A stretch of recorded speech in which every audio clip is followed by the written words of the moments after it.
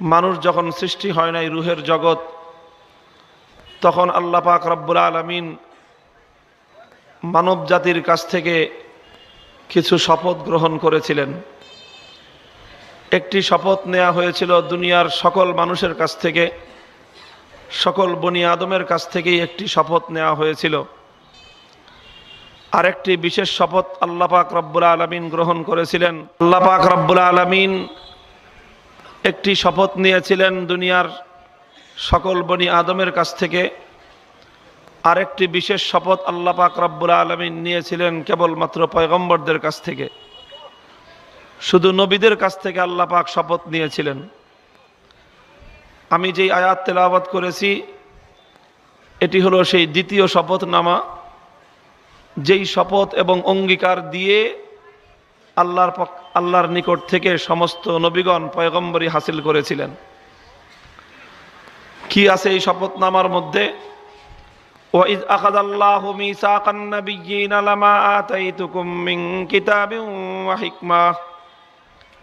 আল্লাহ বললেন সমস্ত নবীদেরকে যে আমি আল্লাহ পাক রব্বুল আলামিন তোমাদেরকে নবুয়ত দান করব এবং কিতাবুল্লাহ দান করব, কিন্তু শর্ত হলো একটা।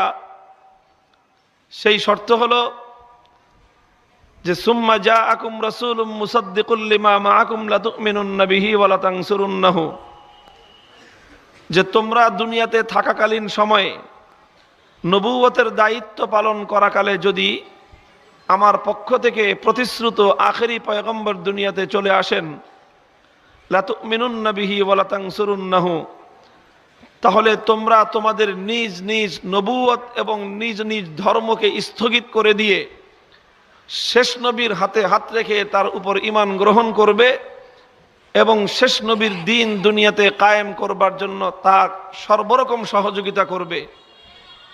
ক্বালা আকরারতুম ওয়া আখাযতুম আলা যালিকুম ইসরি, আল্লাহ বললেন এই শপথটা কি তোমরা গ্রহণ করতে পারবে আর এই শপথের উপর তোমরা দৃঢ় থাকতে পারবে?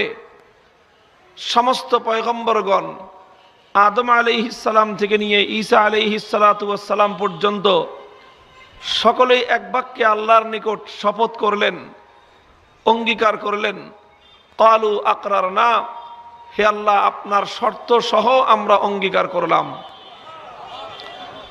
আল্লাহ বললেন ক্বালা ফাশহাদু ওয়া আনা মাআকুম মিনাশ শাহিদিন। আল্লাহ বললেন আজকের এই শপথ অনুষ্ঠানের সাক্ষী তোমরা নিজেরাই থাকো, তোমাদের সঙ্গে আমি আল্লাহ সাক্ষী থাকলাম। মুহতারাম হাজিরিন, এই আয়াতের মধ্যে আল্লাহ পাক রব্বুল আলামিন আখেরি পয়গম্বরের যে আজিমুস শান মর্যাদার কথা আল্লাহ বলেছেন, আখেরি পয়গম্বরের নবুয়তের যে শান শওকতের কথা আল্লাহ বলেছেন, এটা বলা তো দূরের কথা, বুঝবার শক্তিও তো আমাদের নাই। সমস্ত নবীদের কাছ থেকে আল্লাহ পাক এই শর্তের ভিত্তিতে তাদেরকে নবুয়ত দিয়েছেন যে নবীদের নবুয়ত পালন চলাকালীন সময়ে যদি শেষ নবী চলে আসেন, তাহলে সকল নবীগণ নিজ নিজ নবুয়ত নিজ নিজ ধর্মকে স্থগিত করে দিয়ে সমস্ত অনুসারীদেরকে নিয়ে আখেরি পয়গম্বরের সাহায্য করবেন এবং তার দিন দুনিয়াতে কায়েম করবার জন্য চেষ্টা করবেন। এই শর্তের ভিত্তিতেই সমস্ত নবীগণ আল্লাহর কাছ থেকে নবুয়ত প্রাপ্ত হয়েছেন। শুধু এই শর্তই নয়, আল্লাহর কাছে নবীগণ শর্ত দিয়ে আসলেন, দুনিয়াতে এসে তারা শর্তের কথা ভুলে গেলেন। এটা কি হওয়া সম্ভব?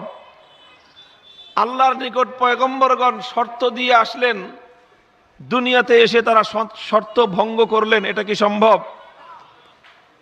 যারা অঙ্গীকার দিয়ে অঙ্গীকার ভঙ্গ করে, যারা শপথ দিয়ে শপথ ভঙ্গ করে, সে তো সাধারণ ইমানদারি হতে পারে না, সে আবার পয়গম্বর হবে কিভাবে?